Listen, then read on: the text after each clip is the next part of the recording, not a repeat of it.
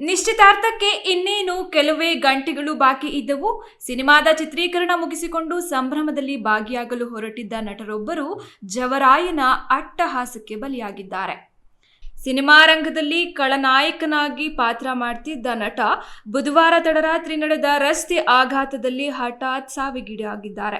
ಸಂಭ್ರಮ ಮನೆ ಮಾಡಬೇಕಿದ್ದ ಕುಟುಂಬದಲ್ಲಿ ಈಗ ಸೂತಕ ಮಡುಗಟ್ಟಿದೆ.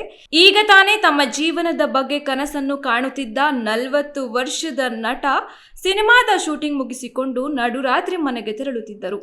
ಆಗ ಅಪಘಾತ ಸಂಭವಿಸಿದೆ.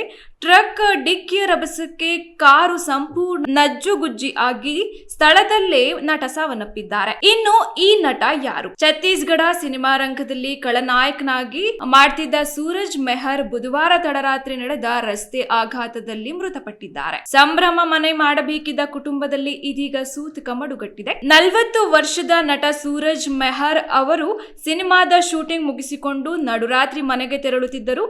ಬಿಲಾಸ್ಪುರದ ಸೆಂಧಾರಿ ಗ್ರಾಮದ ಬಳಿ ಹೋಗುತ್ತಿದ್ದ ಎದುರಿಗೆ ಬರುತ್ತಿದ್ದ ವಾಹನ ಮತ್ತು ಕಾರಿನ ಮಧ್ಯೆ ಡಿಕ್ಕಿ ಸಂಭವಿಸಿದೆ. ಅಪಘಾತದ ರಭಸಕ್ಕೆ ನಟ ಸೂರಜ್ ಸ್ಥಳದಲ್ಲೇ ಸಾವಿಗೀಡಾಗಿದ್ದಾರೆ.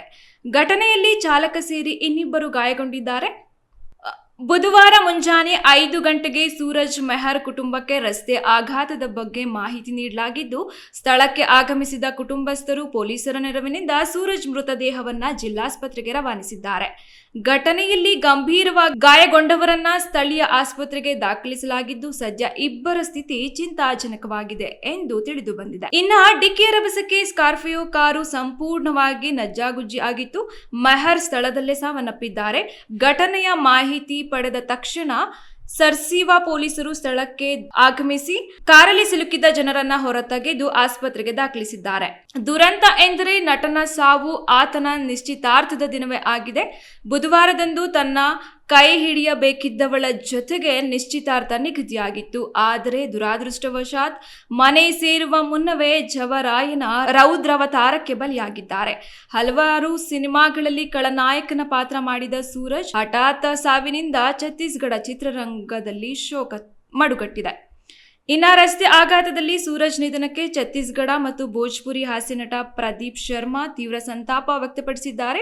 ಸಾವಿಗೂ ಒಂದು ದಿನ ಮುನ್ನ ಸೂರಜ್ ಮೆಹರ್ ಅವರು ತಮ್ಮ ಚಿತ್ರದ ಚಿತ್ರೀಕರಣದಲ್ಲಿ ಪಾಲ್ಗೊಂಡಿದ್ದರು. ಏಪ್ರಿಲ್ 10ರಂದು ಅವರ ನಿಶ್ಚಿತಾರ್ಥವಿತ್ತು. ಈ ದೃಶ್ಯವನ್ನ ಪೂರ್ಣಗೊಳಿಸಿ ಸೆಟ್ನಿಂದ ಬೀಳ್ಕೊಟ್ಟಿದ್ದೆವು. ಊಹಿಸಲು ಆಗದ ದುರಂತ ನಡೆದಿದೆ. ಇತ್ತೀಚೆಗಷ್ಟೇ ತಮಿಳಿನ ಖ್ಯಾತ ನಟ ಡೇನಿಯಲ್ ಬಾಲಾಜಿ ನಿಧನರಾಗಿದ್ರು. ಈಗ ಮತ್ತೊಬ್ಬ ಖಳನಟನ ಮೃತ್ಯು ಆಗಿದೆ. SS ಟಿವಿ ಸಿನಿಮಾ ಜಗತ್ತಿನ ಕ್ಷಣ ಕ್ಷಣದ ಸುದ್ದಿಯೊಂದಿಗೆ